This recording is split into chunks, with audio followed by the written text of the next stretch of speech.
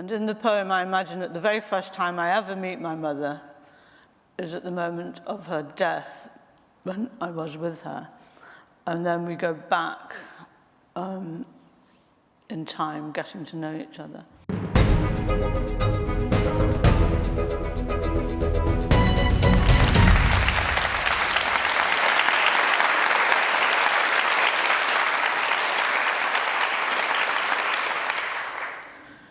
Empty nest.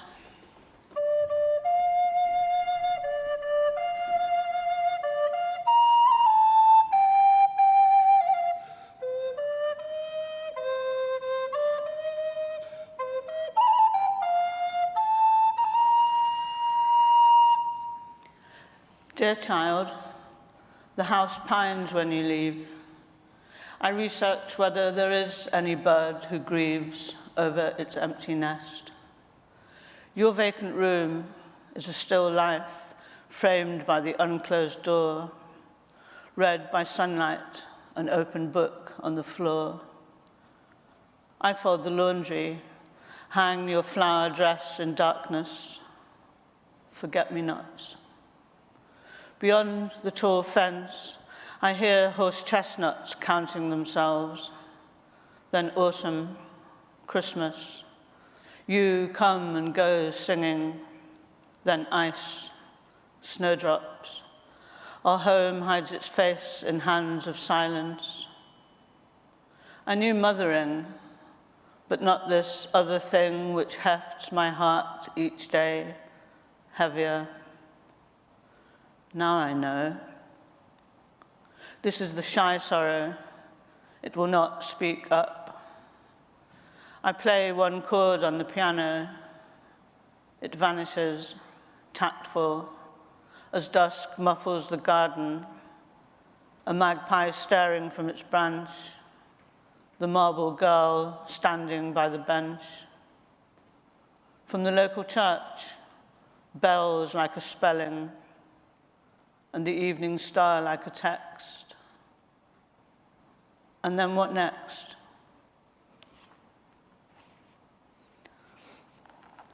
This next poem is by William Meredith, and it's called Parents.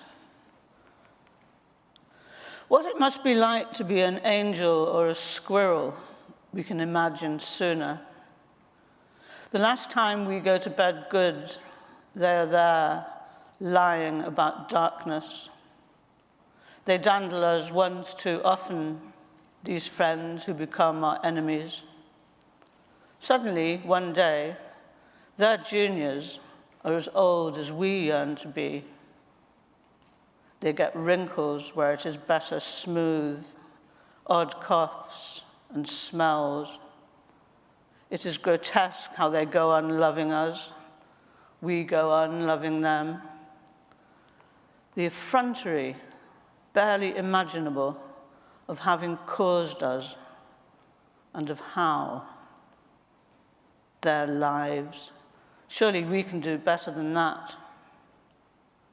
This goes on for a long time. Everything they do is wrong, and the worst thing, they all do it, is to die, taking with them the last explanation, how we came out of the wet sea, or wherever they got us from, taking the last link of that chain with them. Father, mother, we cry, wrinkling, to our uncomprehending children and grandchildren. If I should ever by chance, by Edward Thomas. If I should ever by chance grow rich, I'll buy Codham Cockridden in Childerditch, Rosie's Pergo and Lapwater, and let them all to my elder daughter. The rent I shall ask of her will be only each year's first violets, white and lonely. The first primroses and orchises, she must find them before I do, that is. But if she finds a blossom on furze, without rent they shall be hers. Whatever I am sufficiently rich, Codham Cockridden and Childerditch, Rosie's Pergo and Lapwater, I shall give them all to my elder daughter. Poem by the great Irish poet Eavan Boland, The Necessity for Irony. On Sundays, when the rain held off after lunch or later, I would go with my 12-year-old daughter into town and put down the time at junk sales, antique fairs. There, I would lean over tables, absorbed by lace, wooden frames, glass. My daughter stood at the other end of the room, her flame-colored hair obvious whenever, which was not often, I turned around. I turned around. She was gone, grown, no longer ready to come with me whenever a dry Sunday held out its promises of small histories, endings. When I was young, I studied styles, their use and origin, which age was known for which ornament, and was always drawn to a lyric speech, a civil tone, but never thought I would have the need, as I do now, for a darker one. Spirit of irony, my caustic author of the past, of memory, and of its pain, which returns hurt strings. Reproach me now, remind me that I was in those rooms with my child, with my back turned to her, searching, oh irony, for beautiful things. Beatty is 3 by Adrian Mitchell. At the top of the stairs, I ask for her hand. Okay. She gives it to me. How her fist fits my palm, a bunch of consolation. We take our time down the steep carpetway as I wish silently that the stairs were endless. The Malarkey by Helen Dunmore. Why did you tell them to be quiet and sit up straight till you came back? The Malarkey would have led you to them. You go from one parked car to the other and peer through the misted windows before checking the registration. Your pocket bulges. You've bought them sweets, but the mist is on the inside of the windows. How many children are breathing? The malarkey's over in the back of the car. The day is over outside the windows. No street light has come on. You fed them cockles soused in vinegar. You took them on the machines. You looked away just once. You looked away just once as you leaned on the chip shop counter, and 40 years were gone. You've been telling them forever, stop that malarkey in the back there. Now they have gone and done it. Is that mist or water with breath in it?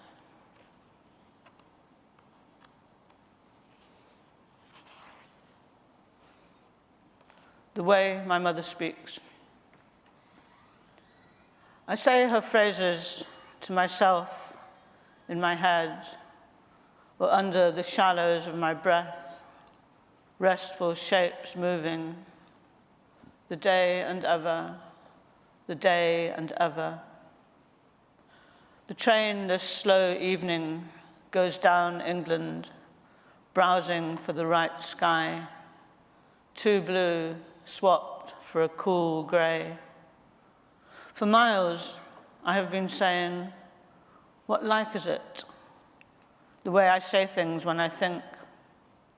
Nothing is silent. Nothing is not silent. What like is it? Only tonight, I am happy and sad, like a child who stood at the edge of summer and dipped a net in a green, erotic pond. The day and ever, the day and ever. I am homesick, free, in love with the way my mother speaks.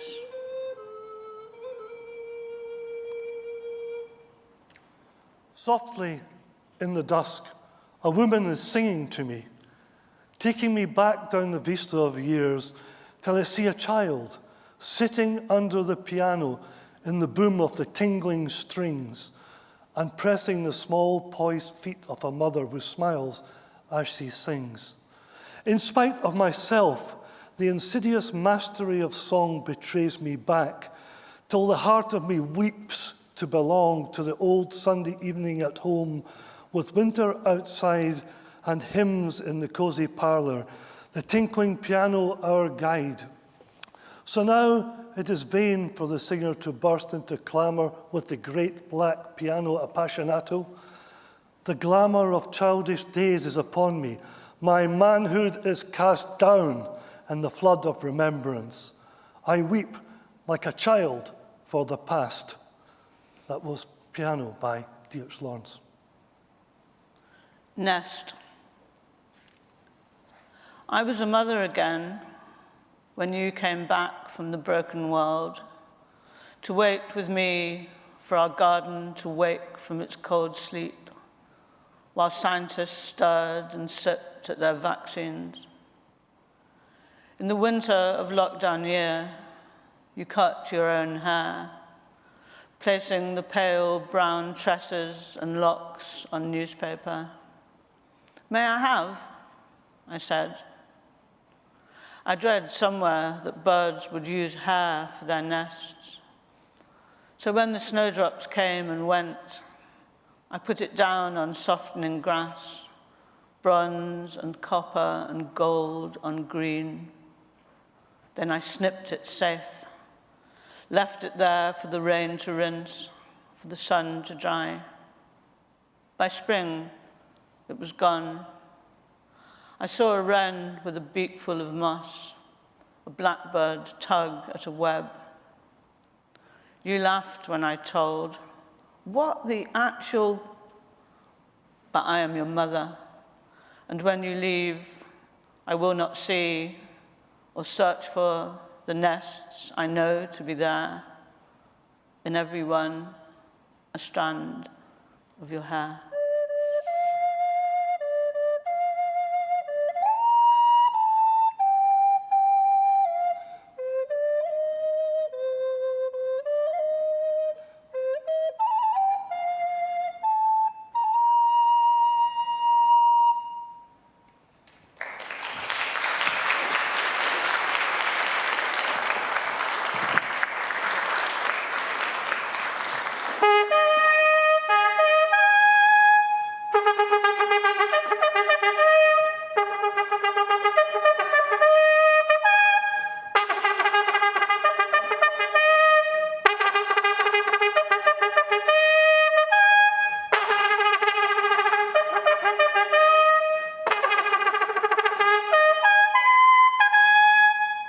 It's good to be back.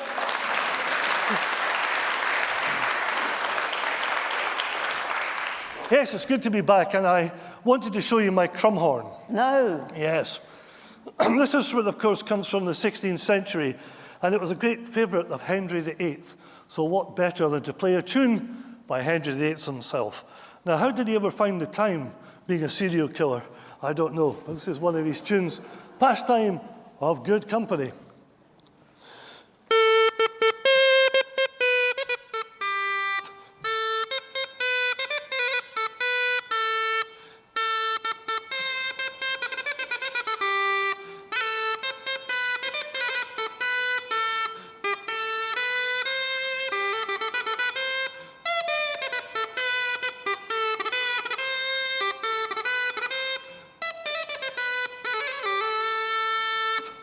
Horn. This next tune, you need a very big mouth for, so I always say, don't try this at home. But luckily, I'm your man.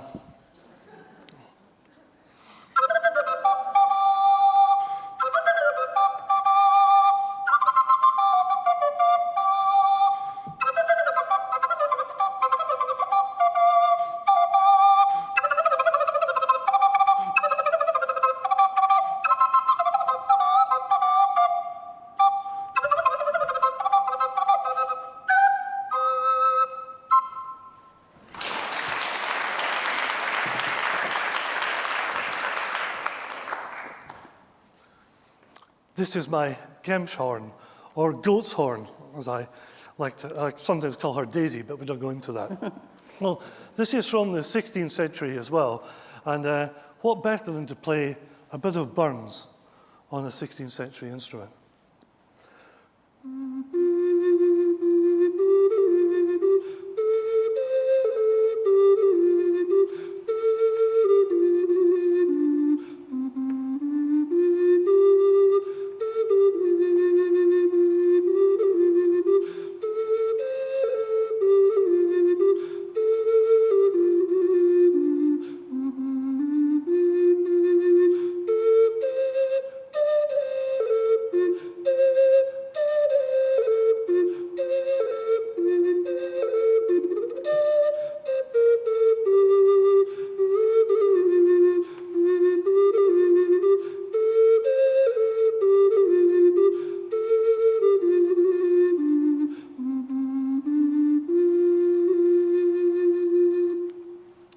Thank you very much.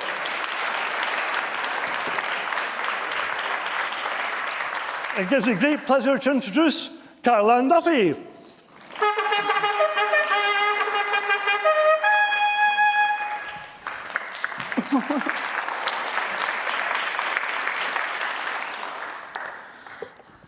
Good to be back indeed. I'd forgotten about all those bizarre instruments. Well, yes, it's lovely to be here, and thank you for coming. And of course, a welcome to everyone watching at home, either in their beds or in their kitchens. And we hope that you get to be in Edinburgh this time next year. We started with some poems from the new anthology, Empty Nest, and read some of my poems from that and some of our favourite poems by other authors. But we're going to kind of go back and forth a bit with earlier work for the rest of the event. And I thought I'd start with a couple of poems about place. And this first one is called The Counties. And I wrote this poem when I heard that the post office were keen to stop us using the name of the county when we write our letters and postcards. Just the postcode would be more efficient. And I sort of wrote this poem in protest. And I think one of the reasons I wrote it was because as a child, I loved writing my whole name and address out inside all my books. So I still have my very first copy of Alice in Wonderland. And when I open it up, I can read Carol Ann Duffy, 21 Poplar Way, Moss Pit, Stafford, Staffordshire, England, Great Britain, Europe, well, that's gone, the world, the universe, the solar system, my parents were Catholics, near God. And you really need the county in there, like a bay leaf. And the other reason was poetry. I think poets love to name places. They love to preserve moments, people, pubs, creatures, landscapes in their poetry. And John earlier read a wonderful poem by Edward Thomas, which did exactly that. And I quote Edward Thomas at the end of The Counties. But I want to write to an Essex girl, greeting her warmly. But I want to write to a Shropshire lad, brave boy home from the army. And I want to write to the Lincolnshire poacher to hear of his hair, and to an auntie in Bedfordshire who makes a wooden hill of her stair. But I want to post a rose to a Lancashire lass, red, I'll pick it. And I want to write to a Middlesex mate for tickets for cricket. But I want to write to the Ayrshire cheesemaker and his good cow. And it was my duty to write to the Queen at Berkshire in praise of Slough. But I want to write to the national poet of Wales at Ceredigion in celebration. And I want to write to the Dorset giant in admiration. and to the Inland Revenue in Yorkshire in desperation. But I want to write to my uncle in Clackmannanshire in his kilt, and to my scrumptious cousin in Somerset with her cidery lilt. But I want to write to two ladies in Denbighshire near Llangollen, and I want to write to a laddie in Lanarkshire, dear Lachlan. But I want to write to the Cheshire cat, returning its smile. But I want to write the names of the counties down for my own child, and may they never be lost to her. All the birds of Oxfordshire, Gloucestershire.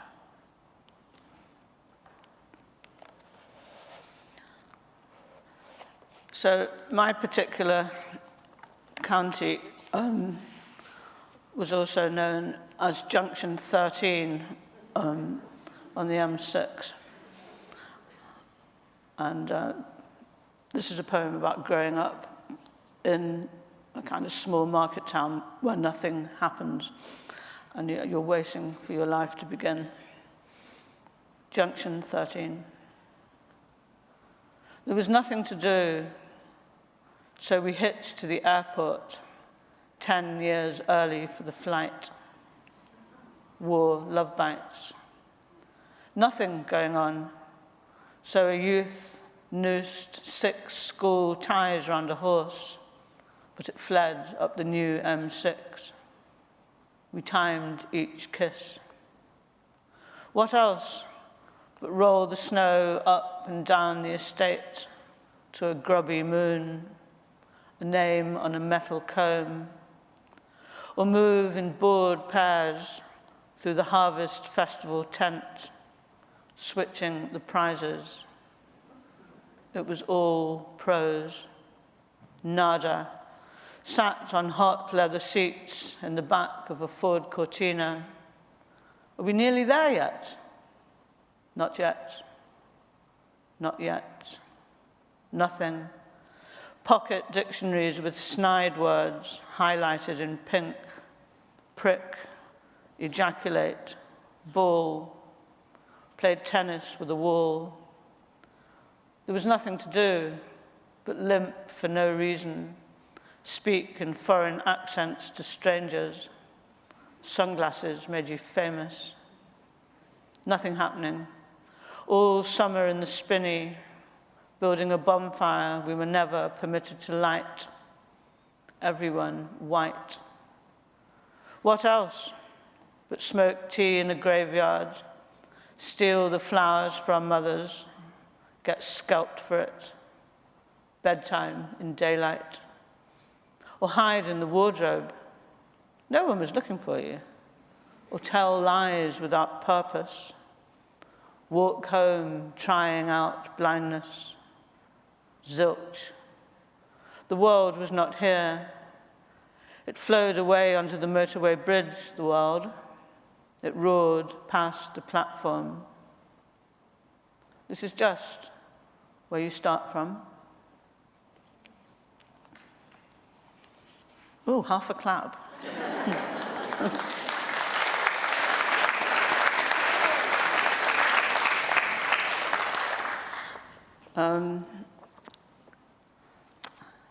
I wonder if it's as strange to remember how to be an audience as it is to remember how to read poems. I woke up at 7:30 this morning and thought, no, how do I do that? Prayer. Some days, although we cannot pray, a prayer utters itself. So a woman will lift her head from the sieve of her hands and stare at the minim sung by a tree, a sudden gift. Some nights, although we are faithless, the truth enters our hearts, that small familiar pain. Then a man will stand stock still, hearing his youth in the distant Latin chanting of a train. Pray for us now. Grade 1 piano scales, console the lodger, looking out across a Midlands town. Then dusk, and someone calls a child's name as though they named their loss. Darkness outside. Inside, the radio's prayer. Rockall, Malin, Dogger, Finisterre. One of my favorite places in the UK, along with Edinburgh, is Liverpool, where I went to university and lived for 10 years. And I used to go to Anfield to watch Liverpool play all their home games. And I was in Liverpool the weekend of the awful Hillsborough tragedy. And I remember the great Anglican cathedral there ringing its bell 96 times for those who died, one every minute. So I wrote this poem 25 years after that, when the families finally achieved some, as it seemed at the time, measure of justice. Liverpool. The cathedral bell tolled, could never tell, nor the liver birds mute in their stone spell, or the Mersey, those seagulls wailed, cursed overhead, in no language for the slandered dead. Not the raw red throat of the cop keening, or the cop's words censored of meaning. Not the clock slow hand clapping the coroner's deadline, or the memo to Thatcher, or the tabloid headline. But fathers told of their daughters. The names of sons on the lips of their mothers were prayers. Lost ones, honored for bitter years by orphan, cousin, wife. Not a matter of football, but of life. Over this great city, light after long dark, and truth, the sweet silver song of a lark.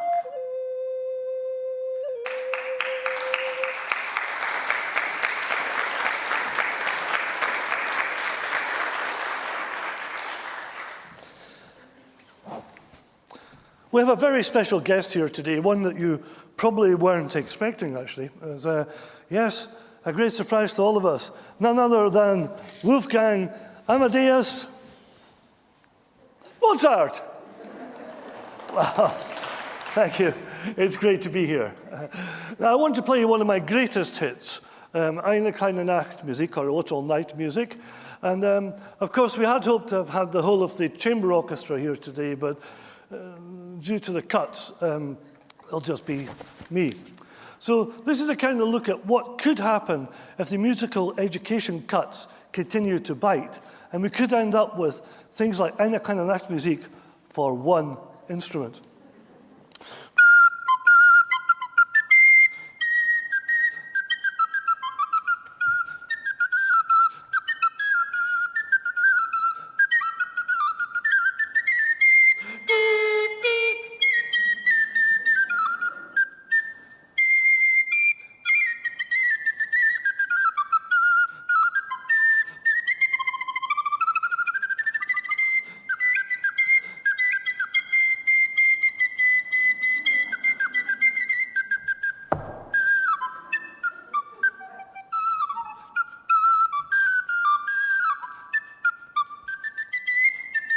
Falala.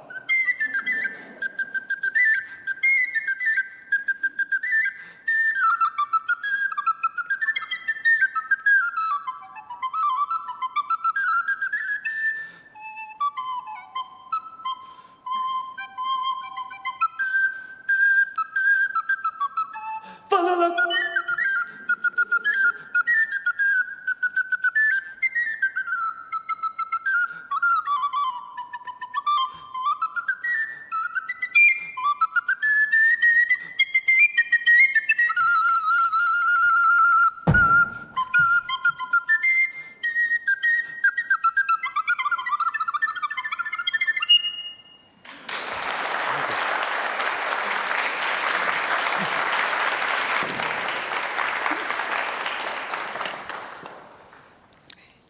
My battery's fallen off.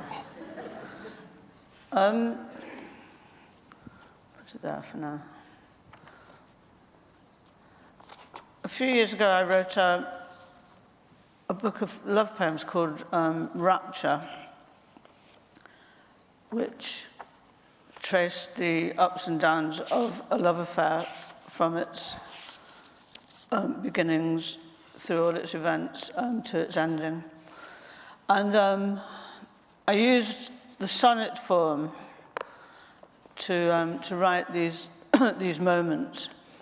And if not a formal sonnet, then a fractured or broken version of the sonnet. And I, by and large, gave the poems just one-word titles so that I was just focusing on one incident or memory. So I'll just read a few of these without introduction. Text. I tend the mobile now like an injured bird. We text, text, text are significant words. I reread your first, your second, your third. Look for your small XX, feeling absurd. The codes we send arrive with a broken chord. I try to picture your hands. Their image is blurred. Nothing my thumbs press will ever be heard. Tea. I like pouring your tea, lifting the heavy pot and tipping it up so the fragrant liquid steams in your china cup. Or when you're away or at work, I like to think of your cupped hands as you sip, of the faint half smile of your lips. I like the questions, sugar, milk, and the answers I don't know by heart yet, for I see your soul in your eyes, and I forget. Jasmine, gunpowder, Assam, Earl Grey, Ceylon. I love tea's names. Which tea would you like, I say? But it's any tea for you, please, any time of day. As the women harvest the slopes for the sweetest leaves on Mount Wu Yi, and I am your lover, smitten, straining your tea. Row. But when we rowed, the room swayed and sank down on its knees. The air hurt and purpled like a bruise. The sun banged the gate in the sky and fled. But when we rowed, the trees wept and threw away their leaves. The day ripped the hours from our lives. The sheets and pillows shredded themselves on the bed. But when we rowed, our mouths knew no kiss, no kiss. Our hearts were jagged stones in our fists. The garden sprouted bones grown from the dead. But when we rowed, your face blanked, a page erased of words. My hands squeezed themselves, burned like verbs. Love turned and ran and cowered in our heads.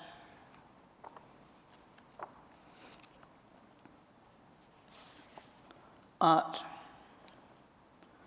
Only art now, our bodies, brushstroke, pigment, motif. Our story, figment, suspension of disbelief. The thrum of our blood, percussion. Chords, minor, for the music of our grief. Art, the chiseled, chilling marble of our kiss. Locked into soundless stone, our promises, or fizzled into poems. Page print for the dried flowers of our voice. No choice for love, but art's long illness, death.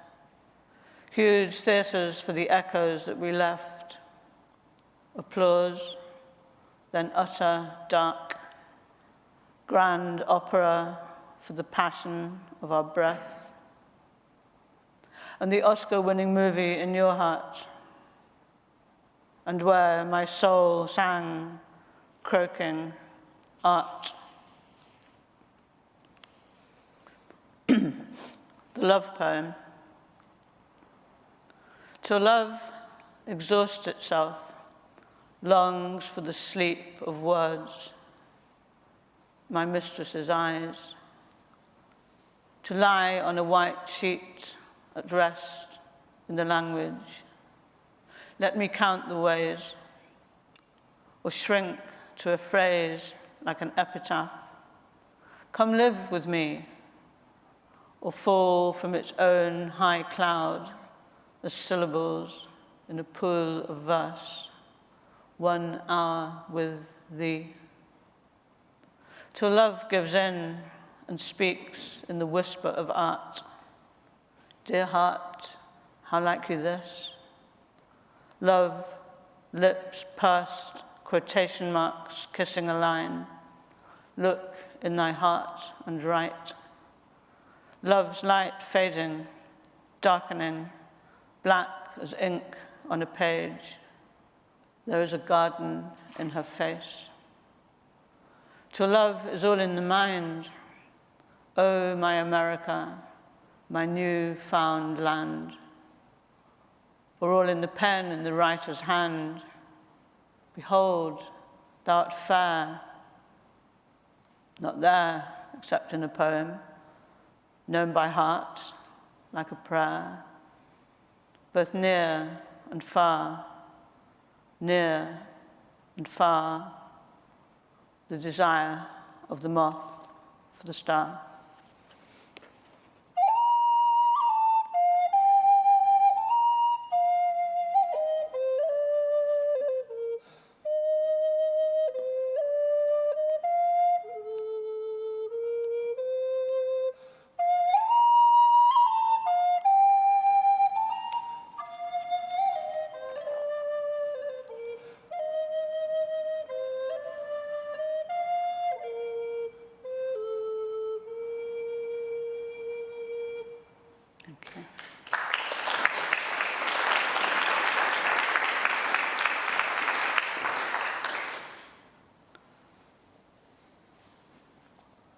Elephant.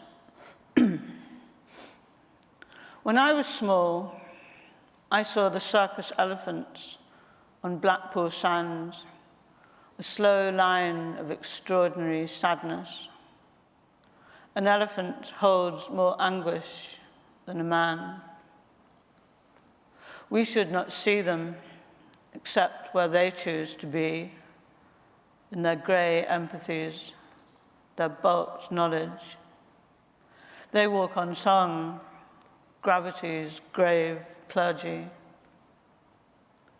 They're perfect for the earth, its emigrant distances, its pooled waters. If the gods were to gaze at this world, they would hazard elephants.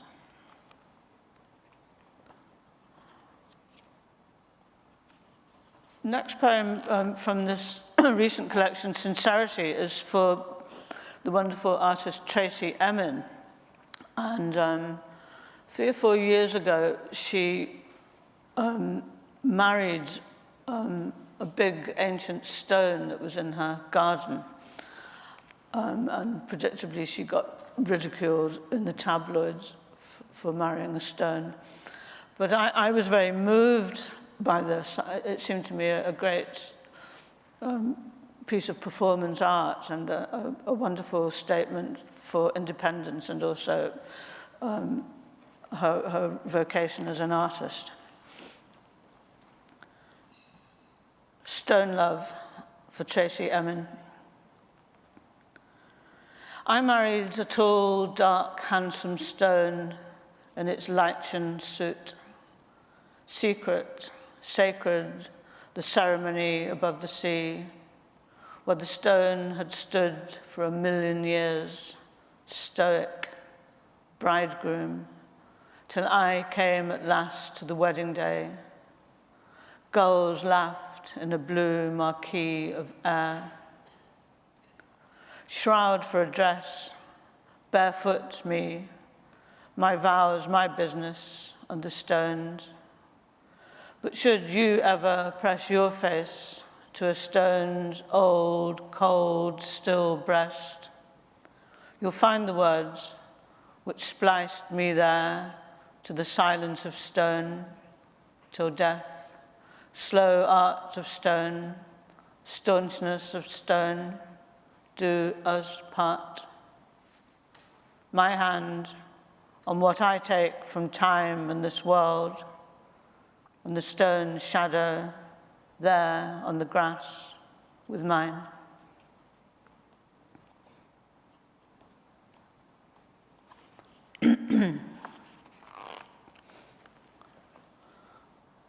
Some of these poems are based on true stories, as is this next one, Gorilla. It was at Berlin Zoo, don't ask, where I came face to thick glass with a gorilla. We stared each other out. Its eyes were smashed rage under a pelmet of wrath. Its nose, 2 boxing gloves. Its mouth, an unliftable curse. I wished it were free. Down on the equatorial belt, chilling to Morrissey. With a day's more evolution, it could even be president. Weren't you with me then? I was, yes. Didn't it hit the glass? Yeah, he pretended to walk away and then came back and smashed the glass. Typical politician, really. Yes.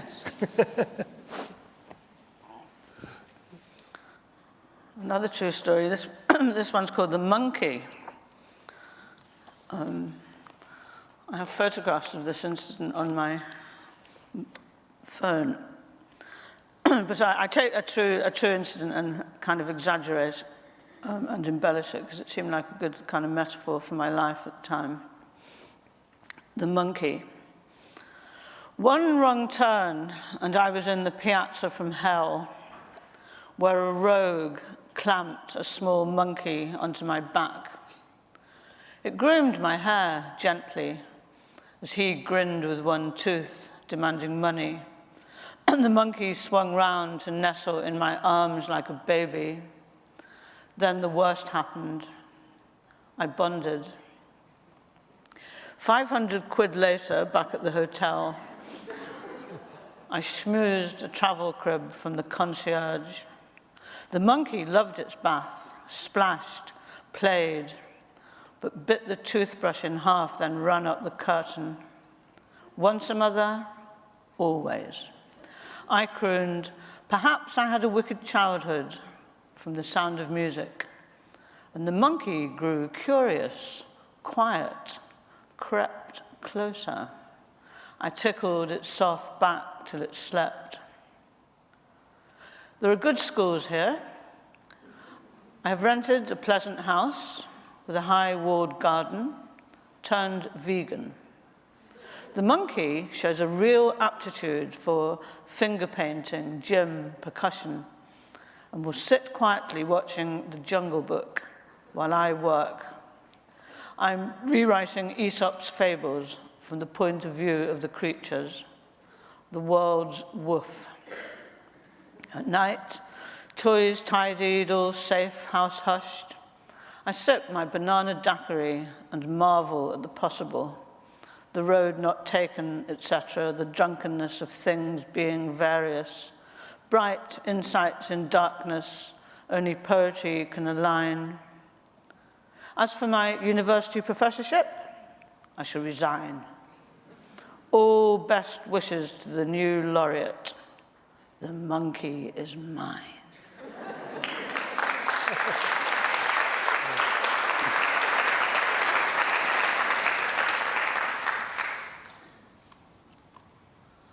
So for the penultimate poem this morning, I'd like to read Long Table, which I wrote for my friends and family at New Year, but it can be all of us now. It is a long table where the folk sit, supping their ale or sipping wine, friends of mine. They gather in shadow, candlelight, heads haloed as though painted in oils, singled all. Their voices lift and fall, a blare of merriment, a blur of soft prayer, beloved there. My green man, grey-haired now, yet mirthful in sorrow, as winter sun eases ice from trees. Our Lady of Good Cheer garlanded the flowers and leaves of the old year in her hair. And the lasses and lads whose faces flare brightest at the feast in uplift for youth's gift. Our dead waver outside, tethered by memory. Their own darkness is light, seen too late. If they could live again, they would listen, even to silent, drifting snow, its kind note.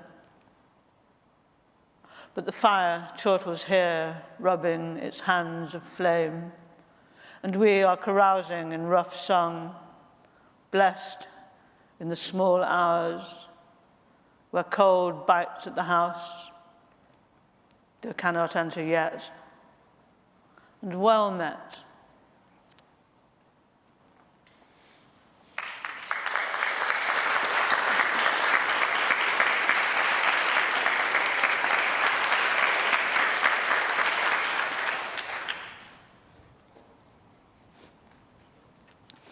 So I'm going to finish where we started. I read a poem about my mother. And when my mum died, I felt kind of deafened by the experience. So I didn't write any poetry for a couple of years. I wrote children's poems. But I couldn't write any kind of grown-up poems. And then this came after a couple of years as a kind of gift, really. And I think of it as a resurrection poem. And in the poem, I imagine that the very first time I ever meet my mother is at the moment of her death, when I was with her. And then we go back in time, getting to know each other. So yeah, I'll finish with this poem, which is called Premonitions. We first met when your last breath cooled in my palm like an egg. You dead, and a thrush outside sang it was morning. I backed out of the room, feeling the flowers freshen and shine in my arms. The night before, we met again to unsay unbearable farewells, to see our eyes brighten with re-strung tears.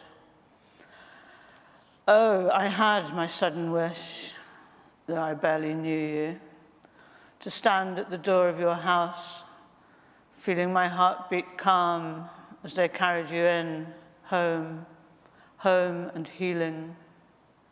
Then, slow weeks, removing the wheelchair, the drugs, the oxygen mask and tank, the commode, the appointment cards, until it was summer again, and I saw you open the doors to the grace of your garden.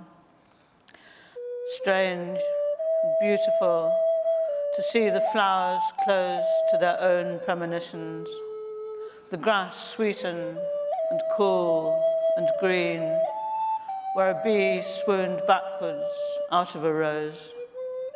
There you were, a glass of lemony wine in each hand, walking towards me always, your magnolia tree marrying itself to the May air. How you talked, and how I listened, spellbound, humbled, daughterly, to your tall tales, your wise words, the joy of your accent, un-English, dancey, humorous, watching your ash hair flare and redden, the loving litany of who we had been, making me place my hands in your warm hands, younger than mine are now. Then time, only the moon, and the balm of dusk, and you, my mother.